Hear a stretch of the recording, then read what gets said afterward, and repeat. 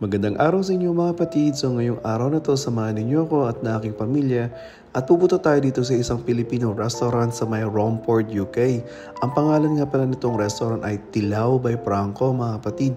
Matagal na siyang sinasabi sa akin ng mga followers ko at syempre nakikita ko rin siya sa social media. Sabi ko mapuntahan nga, talagang gusto kong ma-experience at matikman yung pagkain nila. At syempre, boom! Ay, nakakagulat naman yung aking asawa.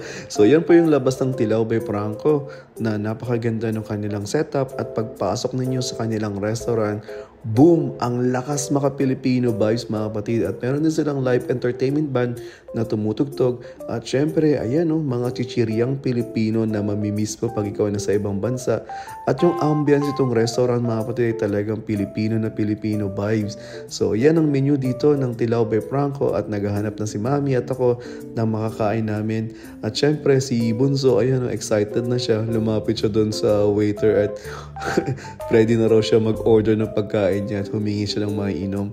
Napakabait ng mga waiter dito, very accommodating sila. At yan si Bunso nag-order ng kanyang paboritong lumpiang Shanghai. At syempre kanya lang daw yan mga kapatid. Binigyan niya lang ng isang piraso yung kuya niya ng lumpiang Shanghai. Napakasarap ng lumpiang Shanghai nila mga kapatid, the best siya. At syempre yan in-order ni Mami para lang sa kanya yung sinigang na baboy. Sa amoy pa lang mga kapatid talagang mapapawa ko na. At yan naman yung in-order ko. Pansit Lomi na overload siya dito mga kapatid. Ang dami niyang sahog talagang.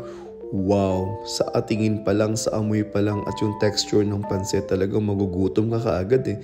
Yan si Mami silip ng silip. At nag-order din ako ng garlic fried rice at yung anak ko naman panganay sa kanya ay beef Mami. At si Sophia, ayan, si Mami ayaw magbigay ng taba ng baboy. Gusto niya kanya lang daw yan. Paborito niya kasi yung mga kapatid, yung sinigang na baboy.